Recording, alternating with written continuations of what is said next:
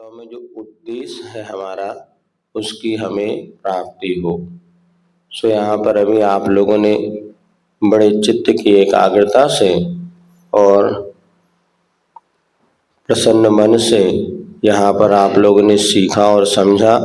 अब आगे उसका प्रतिदिन अभ्यास करेंगे तो वह आपको लाभ मिलेगा। अनभ्यासे विषम विद्या, कितनी अच्छे से अच्छी भी विद्या मिल जाए लेकिन उसका अभ्यास अगर ना हो तो वह विद्या कभी भी विशेष फल को देने वाली नहीं होती है। अब आगे निरंतर अभ्यास करें विभिन्न विधियों का सहारा लेते हुए और अपने मन को एकाग्र और शांत करने का अभ्यास करें, क्योंकि मन की शांतता, मन की चंचलता का अभाव यही हमारे लिए कर्मों की निद्रा का साधन है। यहाँ पे पीछे अपन ने बोर्ड में लिखा है साम्यमेव परम ध्यानम। इसका अर्थ क्या होता है? समता ही परम ध्यान है। मुनि महाराज का एक आवश्यक है समता।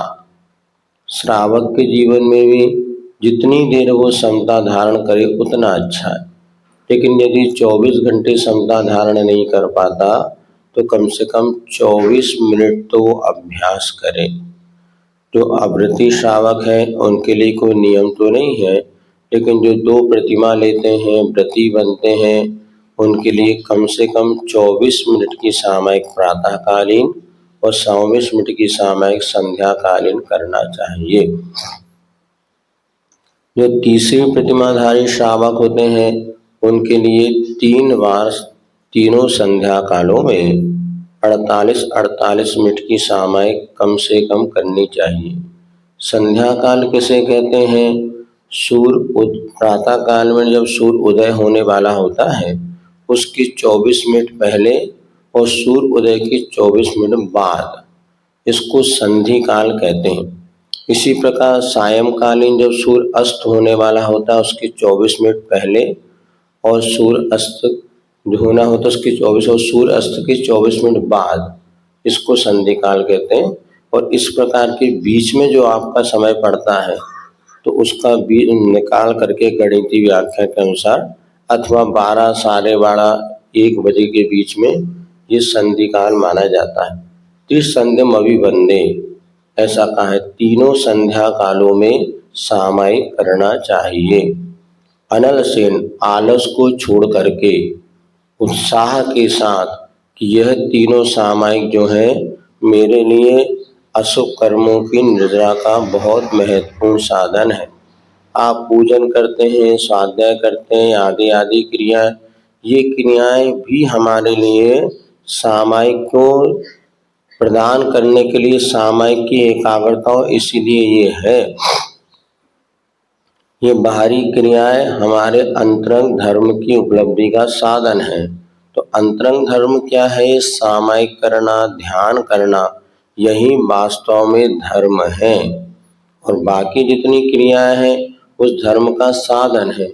यदि मान लीजिए आप दिन भर सामयिक करते हैं, आप कोई विकल्प नहीं करते, तो आचार्य कहते उस दिन पूजन की भी कोई आवश्यकता नहीं, स्वाध्याय की भी आवश्यकता नहीं, प्रतिक्रमण की आवश्यकता नहीं, किसी प्रकार के आपको विकल्प की आवश्यकता नहीं।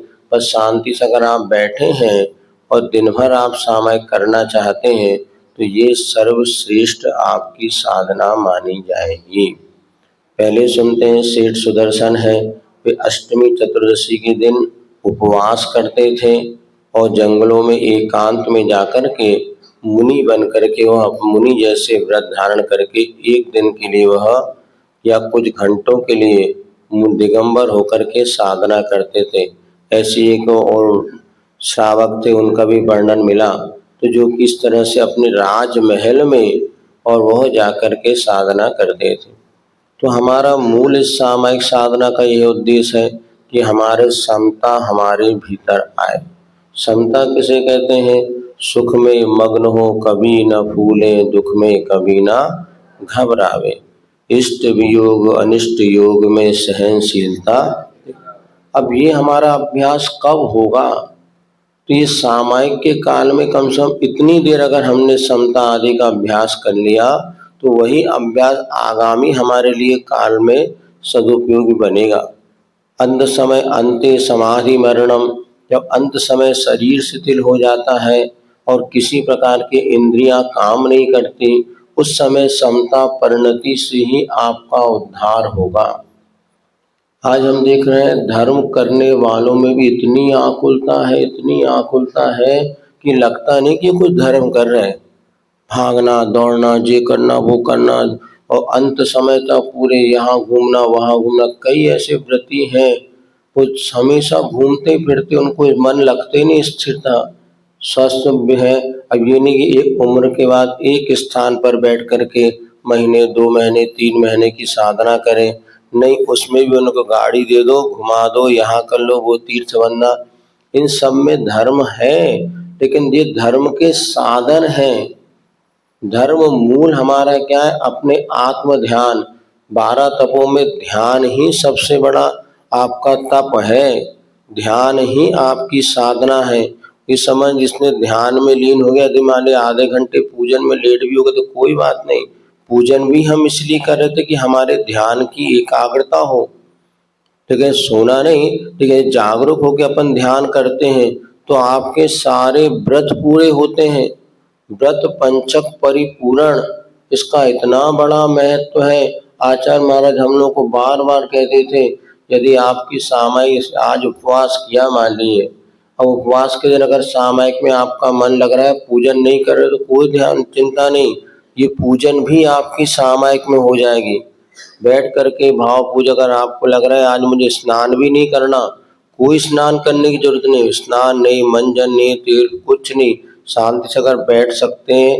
यदि कोई क्षेत्र पे पहुंच जाते हैं, जैसे मान लिया आपका चलो पुराना जाले जाएंगे या आपके जो भोजपुर है, यहाँ पर एक दिन कभी ऐसे 2-3 मित्र मिलकर साधना करने का मन बना, भैया आज तो हम दिन भर वहां रहेंगे और अपनी सामायिक साधना करेंगे और मोबाइल छोड़ के जाना एकदम दिन भर मोबाइल चलाओ। तो ये भी एक कभी आप लोग श्रावक इसका अभ्यास करता है, प्रतिदिन तो नहीं करता किंतु करना चाहिए। इसी प्रकार श्राविकाओं को भी, और सबसे बड़ी है इसमें मौन, आज हम मौन रहेंगे। ये अंतरंग, एक बहिरंग साधना और अंतरंग साधना है। हम लोग बाहर की दुनिया में तो बाहरी साधना बहुत कर रहे हैं, ये करना वो, अंतरंग साधना अगर नहीं होती है तो बाहरी साधना का कोई परिणाम सफल नहीं। बर्तन को क्यों गर्म करते हैं? भीतर का दूध गर्म हो, अब दूध गर्म ना हो, बर्तन तपता चला जाए तो क्या मतलब? उपवास कर रहे, व्रत नियम संयम सब कर रहे, लेकिन मन में समता परिणति नहीं है, राग द्वेष की कमी नहीं है, आकुलता कम नहीं हो रही, भागा दौड़ी कम नहीं हो रही, और बिल्कुल 1 मिनट भी बैठो तो शांति नहीं। तो ये सब खोखलापन है। व्रती भी बन गए, लेकिन अगर हमारे भीतर शांत परिणति नहीं है, कषायों की कमी नहीं है, समता नहीं है, तो ये कोई भी हमारी क्रिया हमें समीचीन फल को देने वाली नहीं है। इसलिए परिणामों की निर्मलता, शांत, एको हम, हमेशा मैं एक हूँ, और ये सब जो अपन चर्चा कर रहे थे ये सब आपके लिए। और अंत में हमें सबका परिणाम फल कब मिलेगा? जब आयु पूर्ण होने वाला होता है, अर्थात अंत समय में संलेखना धारण करना, व्रती बन के मरना। अव्रती बने बने अगर मर गए तो हमने परीक्षा पढ़ाई तो बहुत करी किंतु परीक्षा में नहीं बैठे। आचार्य कहते हैं समाधि मरण तो मंदिर के ऊपर कलशारोहण है।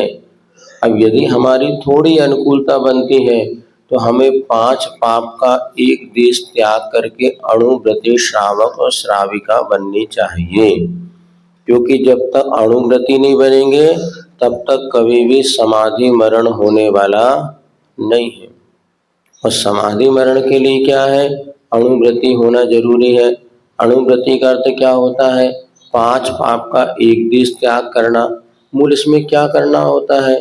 ये समझ लो, पहली प्रतिमाधारी श्रावक वो बन सकता है जो रात्रि में चारों प्रकार के आहार का जिसका त्याग है, मांस भक्षण का जिसका त्याग है, शराब जो नहीं पीता है, जो चोरी नहीं करता है, परस्त्री सेवन, वेश्यागमन, परपुरुष पर हस्ते आदि ये क्रियाएं नहीं करते हैं, शिकार खेलना, जुआ खेलना, ये 7 व्यसन जो नहीं करता है, और भोजन पानी की मर्यादा का बोरिंग आदि का पानी भी लेता हुआ अपने मर्यादा का भोजन करता है। होटल के अभक्ष पदार्थों का सेवन नहीं करता, मांसाहारी दवाई आदि का कितना भी अगर करता है और अपने प्रतिदिन जिन्हें भगवान के प्रति श्रद्धा आस्था रखता हुआ पूजन अभिषेक आदि 6 आवश्यक जो देव पूजा, गुरुपास्ति, स्वाध्याय, संयम, तप, इन आवश्यकों को जो करता है वह भी प्रतिमाधारी श्रावक बन सकता है।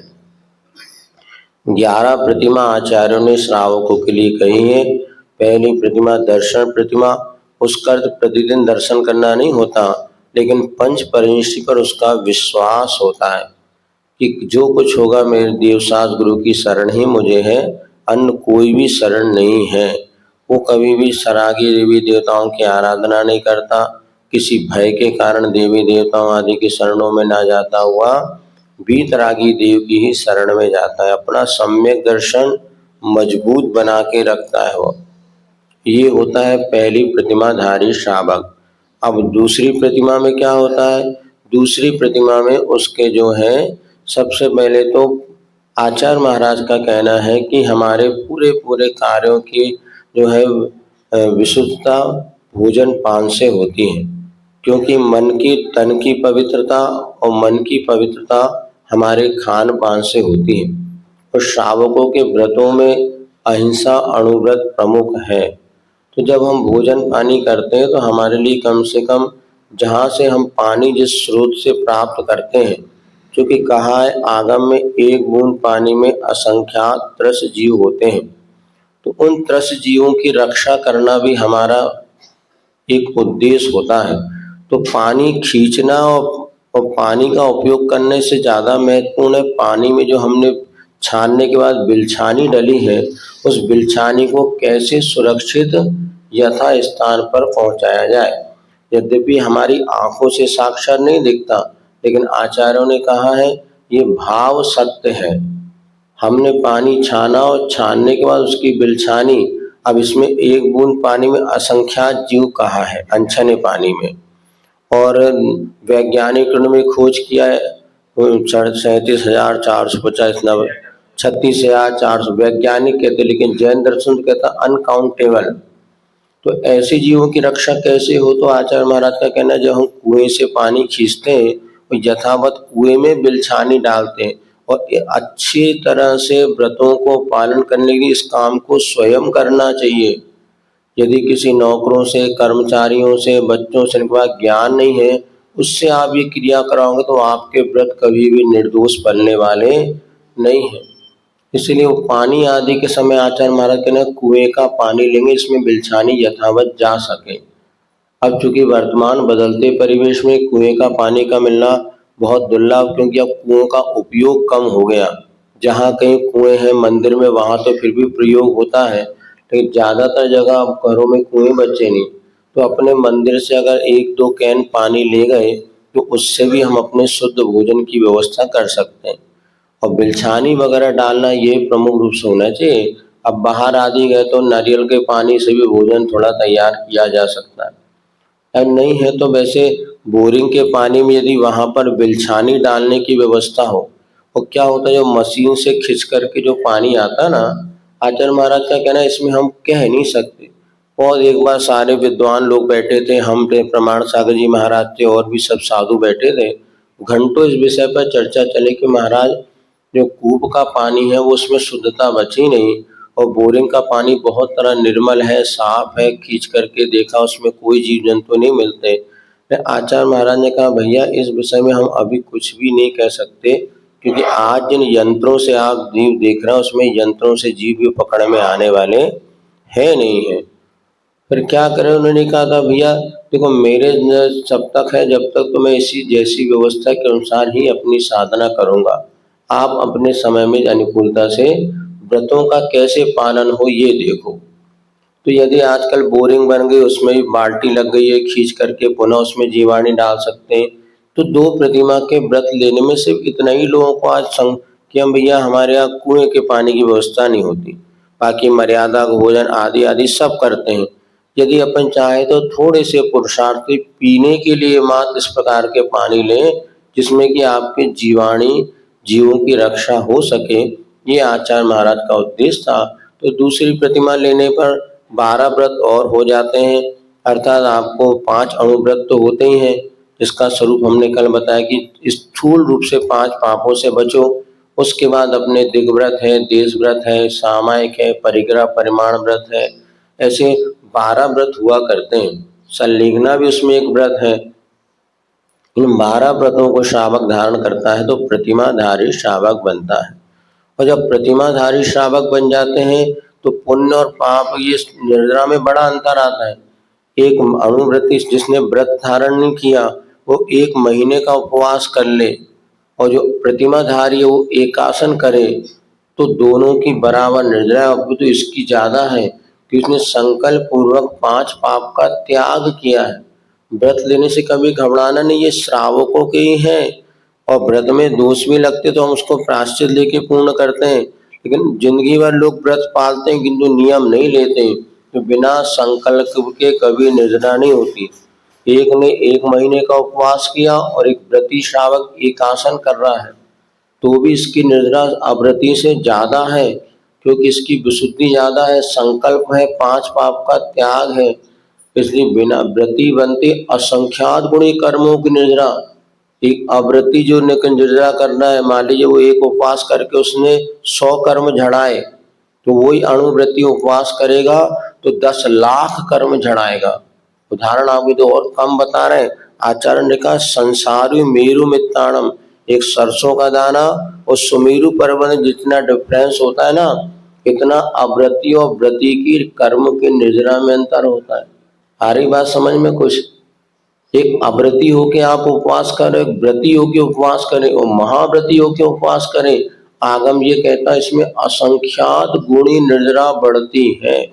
और सुनो, आश्चर्य की बात तो है कि जो अव्रती है उसकी तो समय समय पर निर्जरा होती है, अणुव्रती की 24 घंटे निर्जरा होती। जैसे 2 व्यक्ति होते ना, एक एडॉप पे होते कहते, और एक परमानेंट होती, नौकरी लगती ना, एक हमेशा, एक ने नौकरी लग गई तब उसको तनख्वाह मिलेगी भैया 50,000 रुपये प्रति महीना। अब मान लीजिए नहीं भी जाता है तो भी उसको तनख्वाह मिलेगी, बीमार हो गया। लेकिन जो एडॉप पे कहते हैं ना, जो एक पीरियड पढ़ाते हैं दैनिक वेतन भोगी, अब वो एक पीरियड पढ़ाएगा तो 250 मिलेंगे और नहीं पढ़ाएगा तो वो भी नहीं मिलेंगे। वही बच्चे को पकड़ के लाना पड़ता, बेटा तो पढ़ ले नहीं तो मेरी तनख्वाह नहीं मिलेगी। कॉलेज में एक लड़का बता रहा था मैं इसलिए चले जाता हूँ कि मास्टर साहब को कम से कम बेचारे की तनख्वाह मिल जाए, नहीं तो बोले अगर हम नहीं पहुंचेंगे तो एक भी बच्चा नहीं आया तो तनख्वाह भी नहीं मिलती। ये तो अव्रती की ऐसी दशा है कि एक पीरियड पढ़ा लो तो 1 घंटे सामयिक तो बेटा मिल गए 500 रुपए। और जो व्रती बन जाता है 24 घंटे उसकी परमानेंट, 1 महीने में 50,000 रुपये मिलना ही मिलना है, चाहे टीचर स्टूडेंट्स कोई आए अथवा ना आए, कॉलेज लगे हुए अथवा ना लगे। लेकिन इनका क्या, जिसे नहीं लगा तो गई तनख्वाह। तो अव्रती की कैसी दशा आई समझ में? बहुत घाटे का सौदा। व्रती अगर बनते बन अणुव्रती, और सब अच्छे अच्छे जवान लोग भी इसको पाल सकते हैं। बूढ़ों के लिए प्रतिमा नहीं होती, जवान आदमी जिनकी बीवी बाल बच्चे हैं, 6वीं प्रतिमा तक आप पति पत्नी जैसा पूर्णतः व्यवहार कर सकते हैं, कोई बाधा नहीं है। सप्तम जब प्रतिमा आती है उस समय ब्रह्मचर्य व्रत होता है। विवाह कितने बार खा सकते? दिन भर खा सकते हैं, रात में नहीं खाना बस।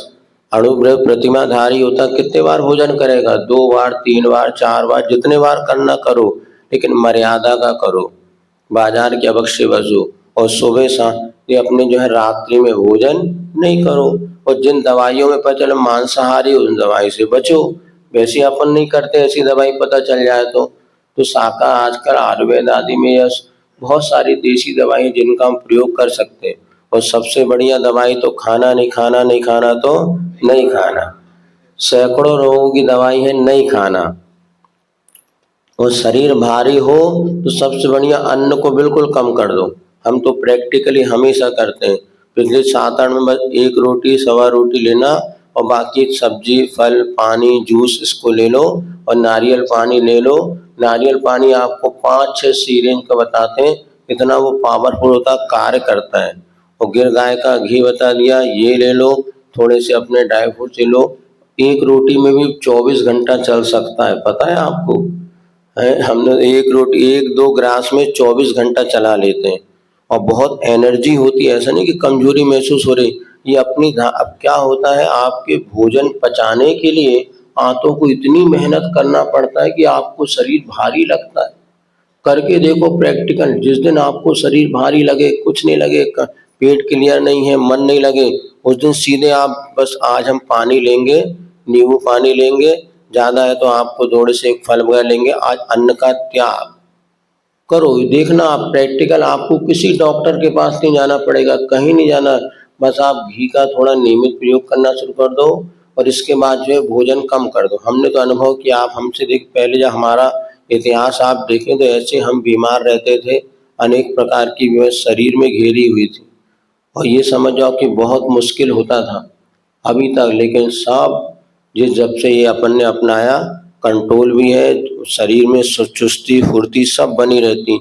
ये समझ लेना, जैसे आप जितना आप उसमें मिक्सी होती ना, मिक्सी में अब तुम ज्यादा उसमें डाल दोगे तो मिक्सी के चक्के घूमना बंद हो जाएंगे, इसलिए कम डालो, थोड़ा हल्का उसमें खाली रखो और फल और लिक्विड हल्की सी डालो, फटाफट चटनी बन जाएगी। अब तुमने पूरी बाटी सब डाल दिया, वो पचे तो बाटी में, अपने पास शक्ति नहीं है। पहले लोग इतनी मेहनत करते थे तो उनका भोजन पच जाता था। अब पोछा तक तो तुम्हें लगाने नहीं घर में, झाड़ू के लिए झाड़ू वाली, कपड़ा धोना नहीं।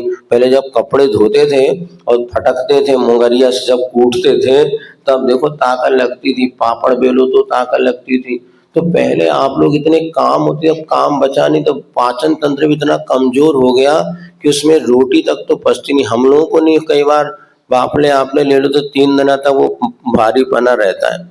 इसीलिए नहीं खाना, हल्की चीज भोजन करो और ये इस प्रकार से साधना करो। बाकी तीसरी प्रतिमा है, तीनों टाइम सामायिक करना और परिग्रह परिमाण आदि व्रत कर सकते हैं। सबसे आपके जीवन में एक विकास का बहुत अच्छा मार्ग मिलेगा। चलिए अब हम यहाँ पर 11वीं तक प्रतिमा है, क्षुल्लक जी है, 11 प्रतिमाधारी होते हैं, अनुमति त्याग ब्रह्मचर्य व्रत, ये प्रतिमा के बहुत, लेकिन कम से कम 2 प्रतिमाधारी श्रावक हम बन करके और अपने जीवन में अंते समाधि मरणम, और ये अपने जीवन में सल्लेखना पूर्वक, आज दोपहर में प्रवचन, अभी समय योग मेला बताएंगे, धर्माय तनु विमोचन, धर्म की व्रतों की रक्षा के लिए कैसे हंसते हंसते शरीर को छोड़ा जाता है।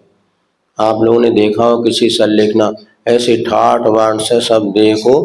अभी यहीं पर तुम्हारे रमेश वो थे ना, एक दिन की वीर सागर महाराज जी के सानिध्य में वो सल्लेखना हुई। एक श्रावक वो ट्रक चलाते थे और सब कुछ करते थे और कभी उनको उतना व्रत नहीं पाला, लेकिन अंत में उन्होंने इतने समर्पण था हमारे प्रति, गुरु के प्रति। अब वो वहां पर आए इंदौर में, उनको कैंसर हो गया था, ट्यूमर, और बढ़िया हो गए, हंसते हंसते उन्होंने और वीर सागर महाराज के बाद ऐसी गजब की सल्लेखना की और 10वीं प्रतिमा लेकर के, और बहुत अच्छा उन्होंने धारण किया।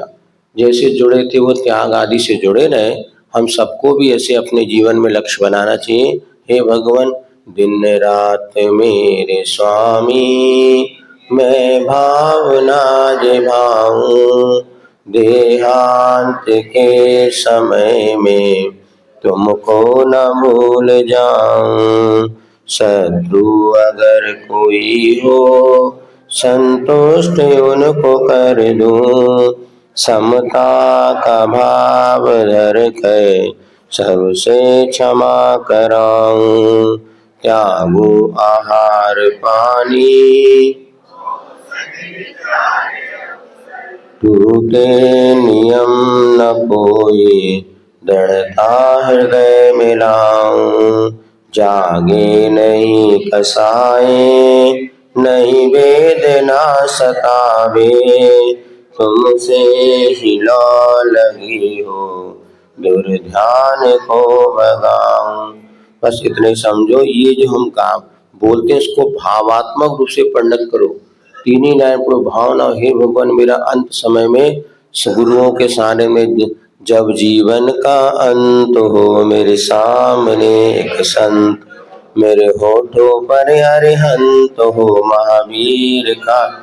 ये अपने भीतर से आवाज आनी चाहिए कि हे भगवान मुझे गुरु के सानिध्य में मेरा सल्लेखना व्रत हो, मैं व्रती बनूं, मेरा अच्छे से मरण हो। ये सब भावना जो है, भावना भवनाशिनी होती है। इसको अच्छा अंतःकरण से भावना भानी चाहिए। और हमारी जो सामायिक साधना है, यदि हमारी समता परिणति बढ़ रही है, हमारी कसाएं मंद हो रही है, आकुलता कम हो रही है, तो समझना हमारा जो पुरुषार्थ है सफलता को प्राप्त हो रहा है। और ये करना ही बहुत जरूरी है। इस प्रकार से अपन करेंगे। ये एक हमारे कष्ट मिट जाए, अभी नहीं पढ़ाना पहले 17 नंबर पेज निकालो। इष्ट प्रार्थना करते हैं कि प्रभु से हमें क्या प्रार्थना है, जब मंदिर जाते हैं भगवान से क्या हम मांगेंगे, इसमें पढ़ते हैं 17 नंबर। हमारे कष्ट मिट जाए, नहीं यह प्रार्थना स्वामी, डरे ना संकटों से हम, यही है भावना स्वामी। हमारा भार घट जाए, नहीं यह प्रार्थना स्वामी, किसी पर भार ना हो हम,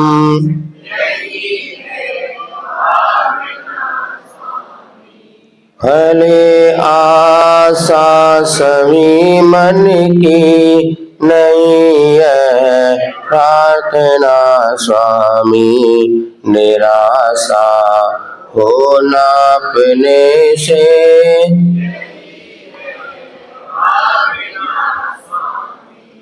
बड़े धन संपदा भारी, नहीं है प्रार्थना स्वामी, रहे संतोष थोड़े में, यही है भावना स्वामी। दुखों में साथ दे कोई, नहीं है प्रार्थना स्वामी, बने सक्षम स्वयं ही हम, यही है। दुखी हो दुष्ट जन सारे, नहीं है प्रार्थना स्वामी, सभी दूर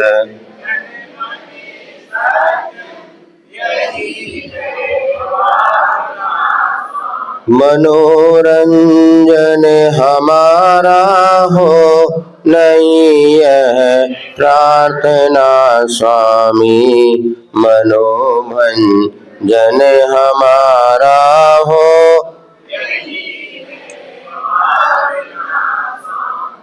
रहे सुख शांति जीवन में, नहीं है भावना स्वामी, न जीवन में असंयम हो,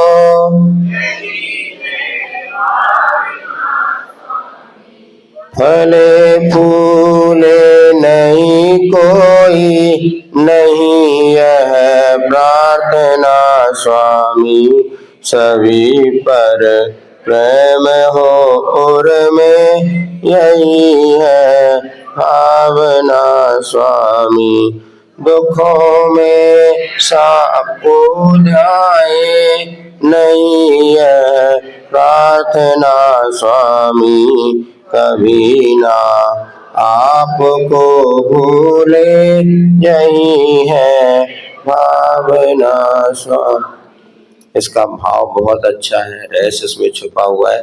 अभी आपने कुछ तो समझ में आया ना, 2-4-10%। भगवान से ये मत मांगो भगवान सुख शांति रहे, भगवान भले थोड़ी अशांति रहे किंतु जीवन में संयम हो। संयमित जीवन में थोड़ा कष्ट होता है, लेकिन ध्यान रखो कांटे से ही काटा। अब जो दिन भर खा रहे पी रहे टीवी में मौज मस्ती, उनको काय का कष्ट लगता है, अंदर से तो दुखी हैं, बाहर से तो वो। और इधर उपवास करो, एकासन करो, थोड़ी तकलीफ हो सकती, लेकिन ये तकलीफ भी कर्मों की निर्जरा का साधन है।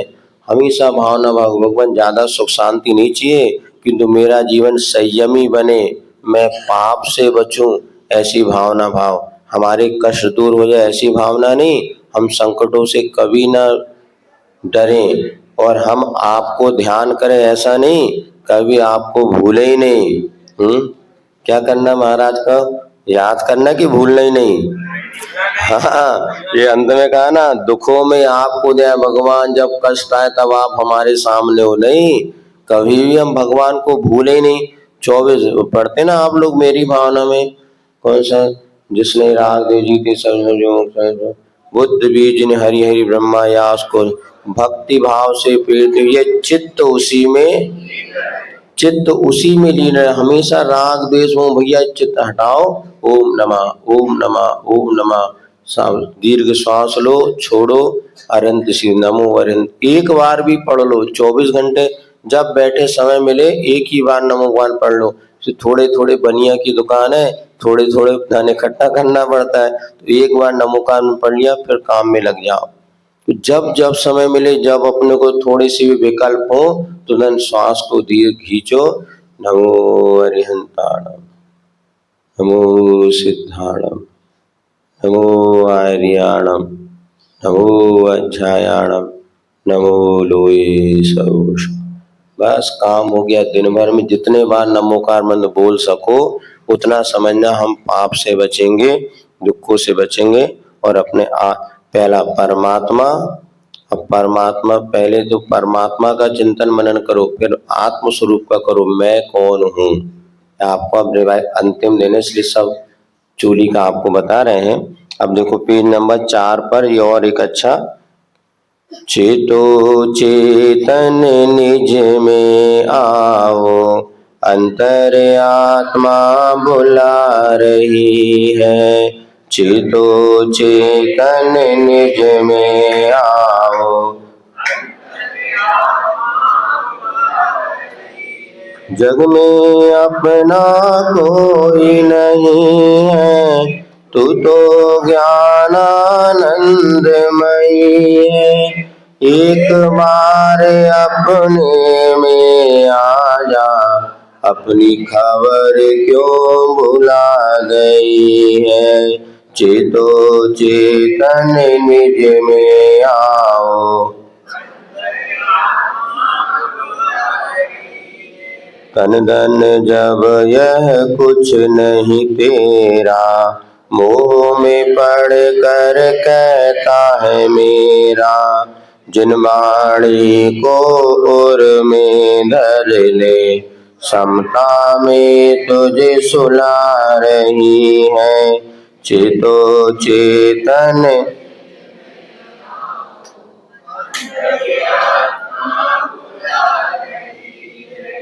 निश्चय ते तो सिद्ध प्रभु सम, कर्मोदय से धारे हैं तन।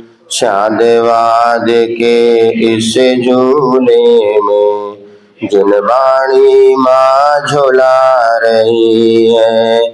चेतो चेतन निज में आओ, मोह राग और द्वेष को छोड़ो, निज स्वभाव से नाता जोड़ो। ब्रह्मानंद जल्दी तुम चेतो, मृत्यु पंखा डुला रही है। चेतो चेतन निज में आओ, हे चेतन आत्मा अब जाग जाओ, तुम्हारी अंतर आत्मा तुम्हें बुला रही है। अपना भीतर की ओर उपयोग ले जाने का प्रयास करो। इन दिनों आप लोगों ने जो अभ्यास किया है इसको आगे बढ़ाना है। तो नियम से कम प्रतिदिन हम 15 मिनट सामायिक तो करेंगे। निकल सकता है नहीं निकल सा? अब 24 मिनट का दान करो। क्या करना है? दान करो। किसको दान करो? महाराज को दान करो। हाँ, सामायिक के लिए भैया हम ये आज जितने शिविरार्थी 10 दिन जिन्होंने शिविर में लाभ लिया है, जो पुण्यशाली थे उन्होंने लाभ लिया है। बाकी जो कर्म फूटे थे ना, कर्महीन थे, वो नहीं आ पाए। उनकी क्या भावना भर सकती उनका अच्छा क्या करे, तो कितने उनके पुण्य का उदय नहीं था। साक्षात गुरु आए समझा रहे और अपन ने सबने समिति ने व्यवस्था कर दी, सारे वस्त्र और सारी सुविधाएं वो सबको दे दिया, फिर भी कर्म के हीन फूटे ऐसे थे उनके भाग्य कि वो लाभ नहीं ले पाए।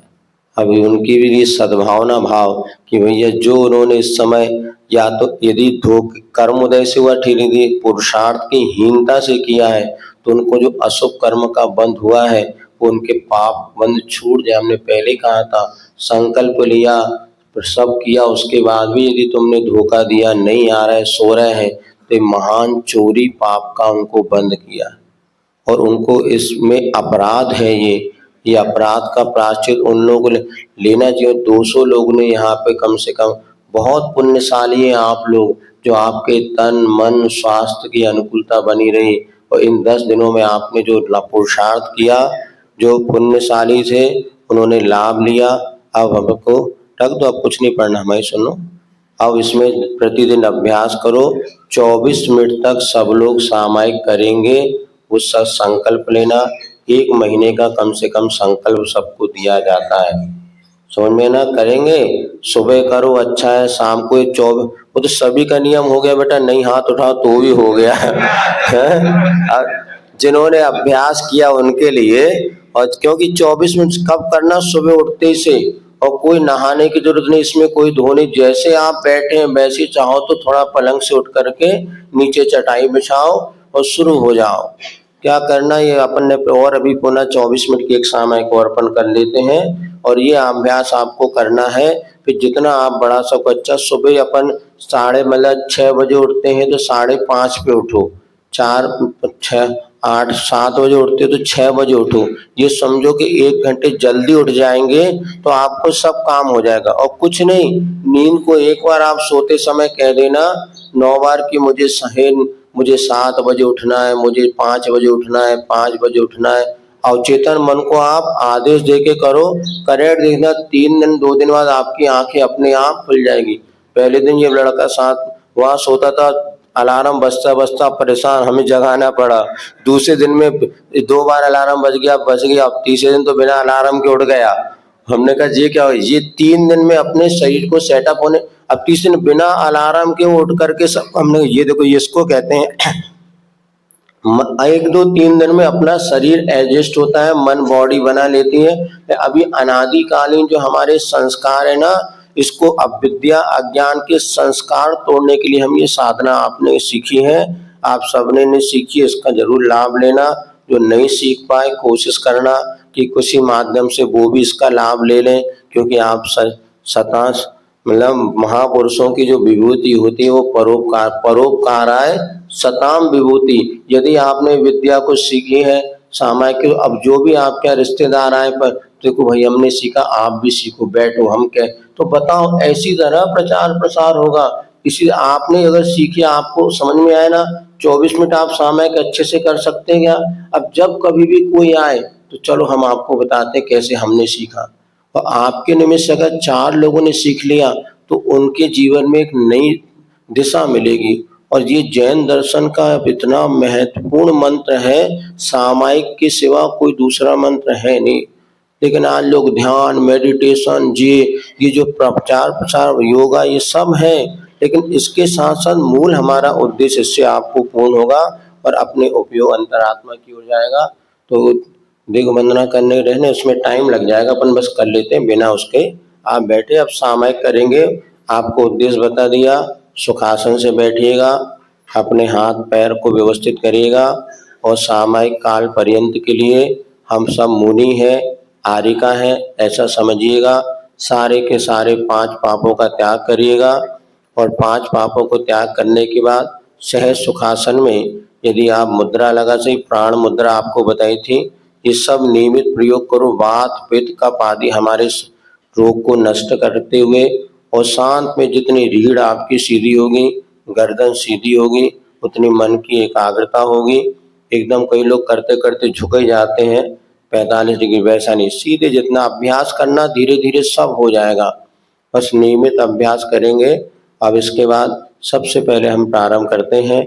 हमने अपने आप को पूर्णतः 5 पापों से त्याग करते हुए मुनिवत अपने आप बना लिया है। मैं पाप से रहित हूँ, मैं दोष से रहित हूँ। सबसे पहले हम दीर्घ श्वास लेंगे और इस दीर्घ श्वास के अंदर नमो अरिहंताणम बोलते हुए गहरी श्वास लेंगे, सिद्धाणम बोलते हुए छोड़ेंगे। इसको 3-4 बार अभ्यास करेंगे। प्रारंभ करते हैं। पहले पूरी श्वास बाहर छोड़ दें, रिलैक्स कर लें, सहज हो जाए, शरीर में ढीलापन, ज़्यादा तनाव नहीं और मन को एकाग्र। पहले ओम का नाद करते हैं ना, बहुत दिन से नहीं किया। पहले दीर्घ श्वास भरेंगे और मुख खोल करके ओम की ध्वनि करेंगे 2-3 बार।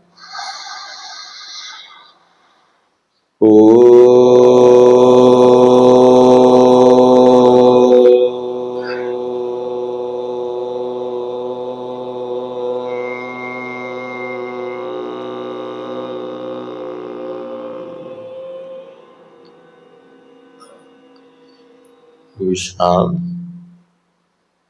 पुनः दीर्घ श्वास अंदर की ओर।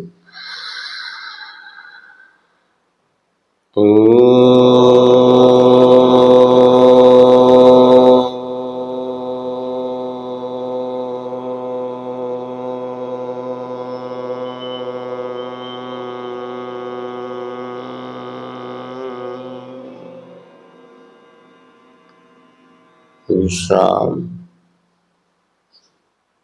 पुनः गहरी श्वास।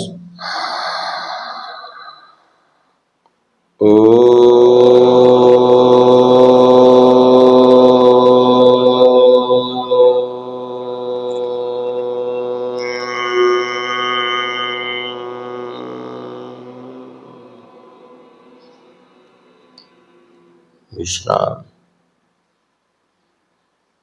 मन की प्रसन्नता, तन की स्वस्थता और वाणी की प्रशस्ता के पावन उद्देश्य को लेकर के मैं सामयिक कर रहा हूँ। मेरा मन प्रसन्न रहे, तन स्वस्थ रहे और वाणी ऐसी हो जो संसार के प्राणी मात्र के दुख को हरण करने वाली हो। ऐसे मेरे प्रशस्त परिणामों की निर्मलता के लिए, अशुभ कर्मों के क्षय के लिए और अपने आत्म स्वरूप की उपलब्धि के लिए हम सामयिक साधना प्रारंभ कर रहे हैं। दीर्घ अंदर श्वास लेते हुए नमोकार का महामंत्र के जाप के साथ हम इसको प्रारंभ करेंगे। नमो अरिहंताणं, नमो सिद्धाणं, नमो आर्याणं, नमो वज्रायाणं, नमो लोये सर्वसाहुणं, नमो अरिहंताणं, नमो सिद्धाणं, नमो आर्याणं, नमो वज्रायाणं, नमो लोये सर्वसाहुणं, नमो अरिहंताणं, नमो सिद्धाणं, नमो आर्याणं, नमो वज्रायाणं, नमो लोये सर्वसाहुणं। अब बिना मुख के उच्चारण किए 3 बार हम इसी प्रकार से श्वास लेते समय नमो अरिहंताणं अंतरंग अभ्यास करेंगे। मुख से उच्चारण नहीं होना चाहिए, भीतर ही भीतर।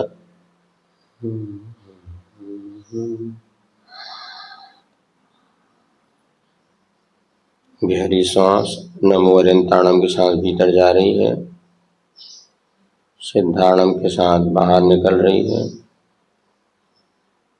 फिर नमो आर्याणं में भीतर लेते हुए, छोड़ते हुए नमो वज्रायाणं, ग्रहण करते हुए नमो लोये के साथ भीतर तक लेंगे। सब साहुणं में बाहर श्वास छोड़ते हुए विश्राम करें। पुनः गहरी श्वास के साथ भीतर नमो अरिहंताणं,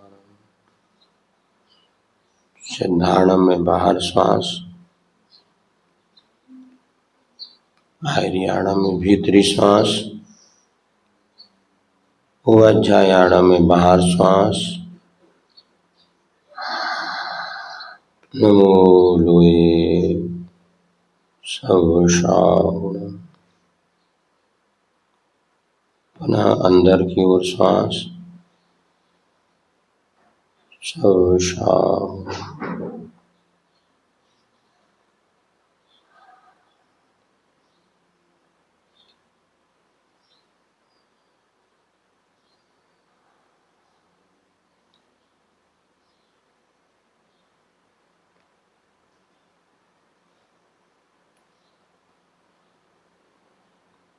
मेरे मन की चंचलता कम करनी है, मन को स्थिर करना है, कसायों को शांत करना है। मेरे मन, वचन, काय की चंचलता वो शांत हो रही है। जितनी चंचलता उतनी कर्मों का आश्रव, जितना शांतता उतनी कर्म का आश्रव कम है, निर्जरा होनी प्रारंभ होती है। मैं शांत हूँ, मुझे शांत रहना है, मुझे शांत रहना है। मुख से निकलती हुई वाणी कानों तक, कानों से हृदय तक, हृदय से अनुभूति तक, और पूरा मन, वचन, काय तीनों शांत हो रहे हैं। मैं शांत हूँ, मैं शांत हूँ,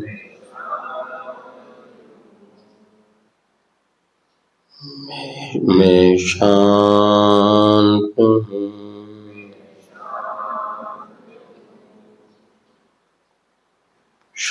शांतोहम्,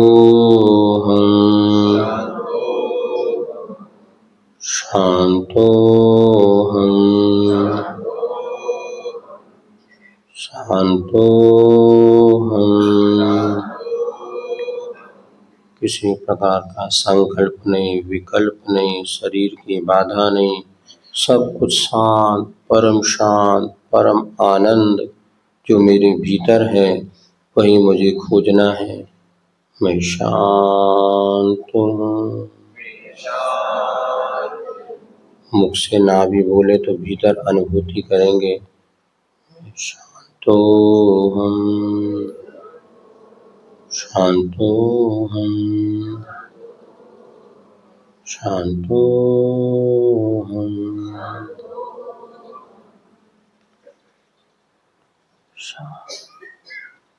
पूरी तरह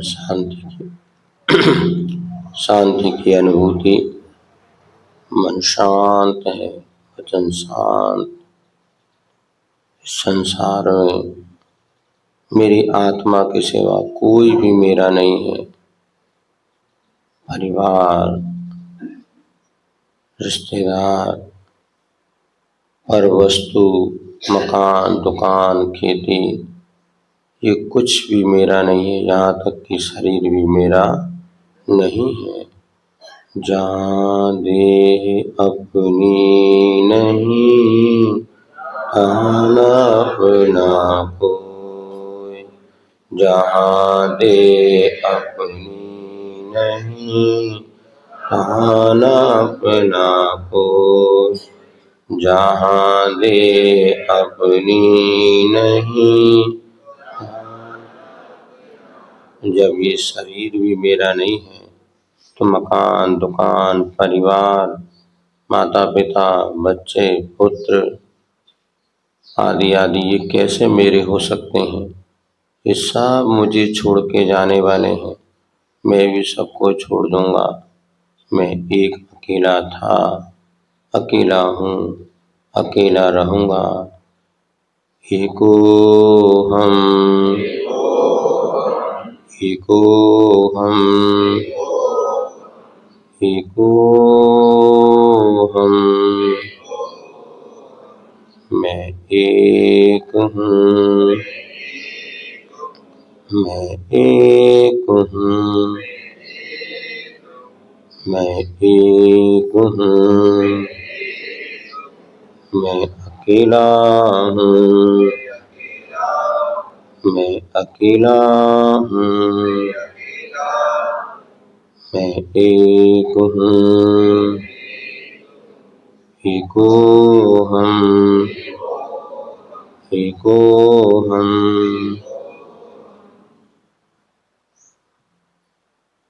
एकोहम।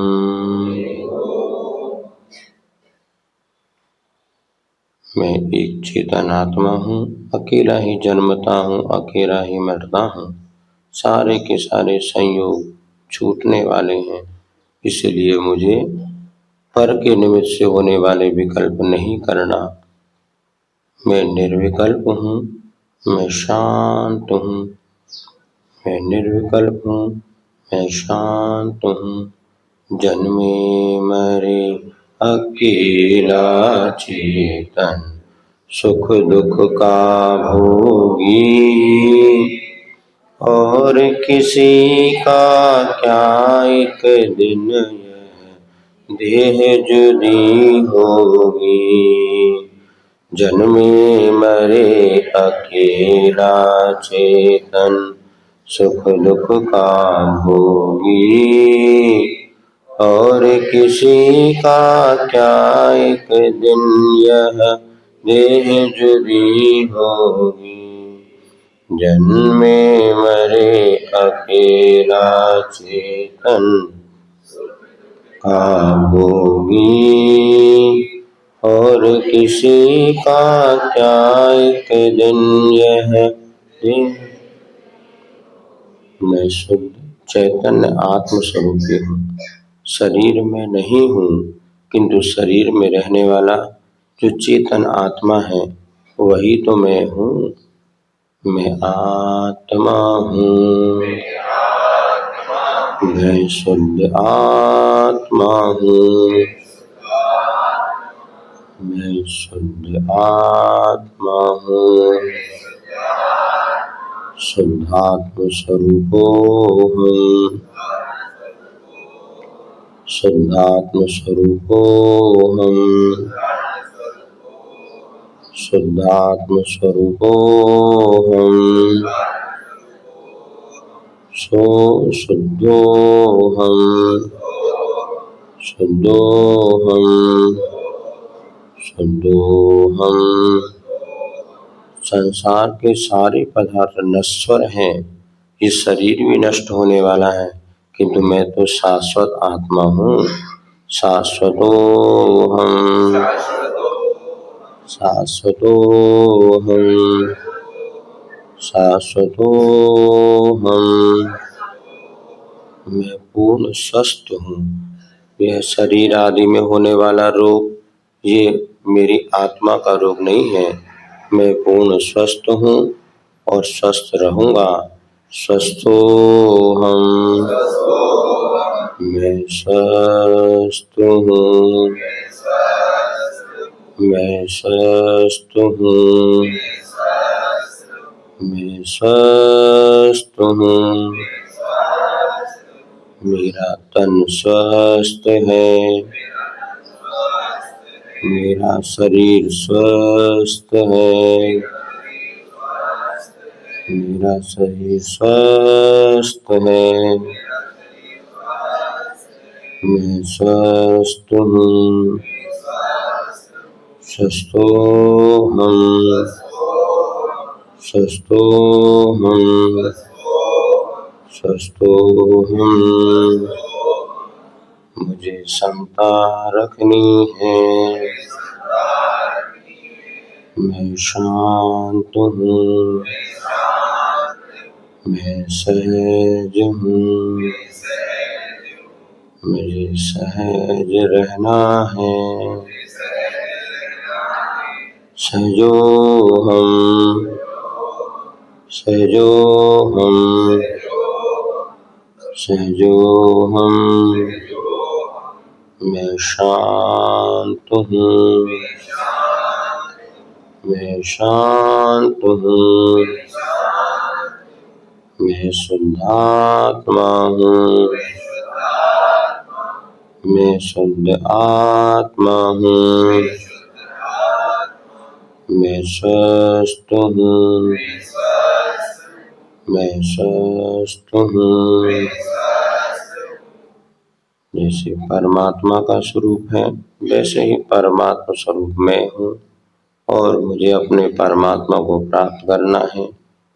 हम जैसा चाहते हैं वैसा हम सोचेंगे विचारेंगे वैसे ही हम हो सकेंगे। जैसा प्रभु आप में अनंत ज्ञान, अनंत दर्शन, अनंत सुख, अनंत वीर आदि आदि अनंत गुणों के स्वामी आप हैं, वैसे ही मेरी आत्मा में भी सब है। मैं भी आपके जैसा बन सकता हूँ। सोहम सोहम सोहम सोहम सोहम सोहम सोहम सोहम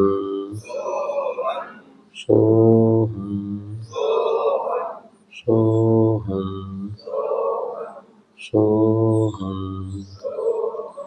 नमो अरिहंताणं नमो सिद्धाणं नमो आयर्याणं नमो अध्यायाणं नमो लोये सर्वसाहुणं नमो अरिहंताणं नमो आयर्याणं नमो अध्यायाणं नमो लोये सर्वसाहुणं नमो अरिहंताणं नमो सिद्धाणं नमो आयर्याणं नमो अध्यायाणं नमो लोये सर्वसाहुणं। ओम नमः ओम नमः ओम नमः ओम नमः। ओम ह्रीं रम शिवाय नमः। ओम ह्रीं रम शिवाय नमः। ओम ह्रीं रम शिवाय नमः। ओम ह्रीं रम शिवाय मन में चलने दे। ओम रम शिवाय नमः औष नमः। ओम रम शिवाय नमः। ओम विश्राम करें। ओम ह्रीं श्रीं क्लीं ऐं बड़े बाबा अरहम नमः। ओम ह्रीं श्रीं क्लीं ऐं बड़े बाबा अरहम। ओम ह्रीं श्रीं क्लीं ऐं बड़े बाबा अरहम नमः। ओम ह्रीं श्रीं क्लीं ऐं बड़े बाबा अरहम। ओम ह्रीं श्रीं क्लीं ऐं बड़े बाबा अरहम नमः। ओम ह्रीं श्रीं क्लीं ऐं बड़े बाबा अरहम नमः।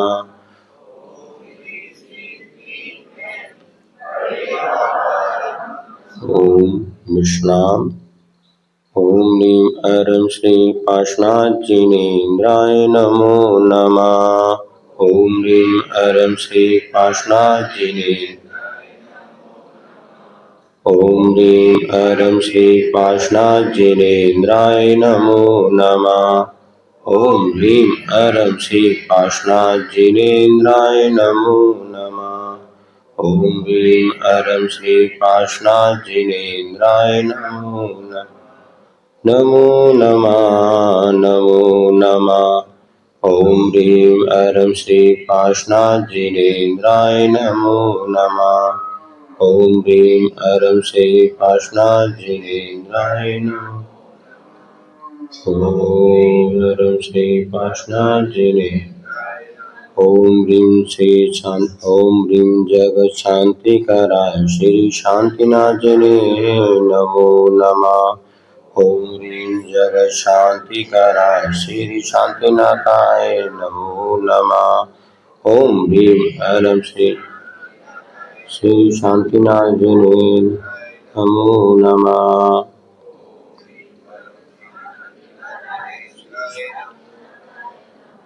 ओम ह्रीं जगत शांति कराय श्री शांतिनाथाय नमो नमः। ओम ह्रीं जगत शांति कराय श्री शांतिनाथ।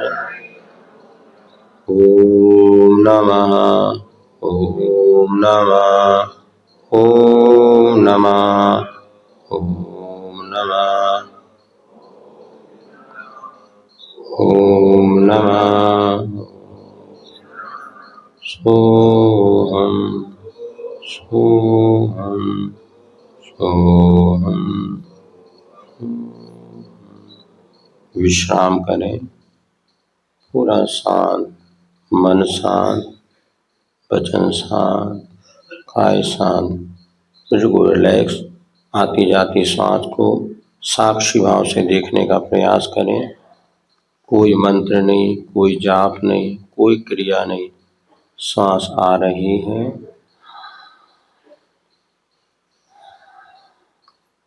छोड़ दें।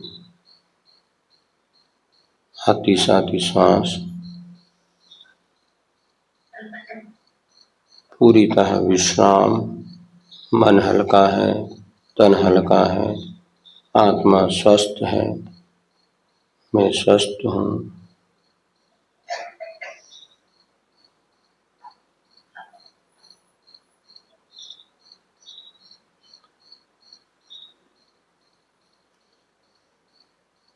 दोनों अंजलि को खोलें, हाथों का घर्षण करें, आंखों पे मलते हुए धीरे धीरे आंखों को खोलेंगे और सामयिक ध्यान से प्राप्त ऊर्जा पूरे शरीर को स्वस्थ कर रही है। ओम नमः ओम नमः। सबको क्षमा, सबसे क्षमा, उत्तम क्षमा। महाराज जी को आपस में। अब चलिए अंतिम गुरु वंदना। देखो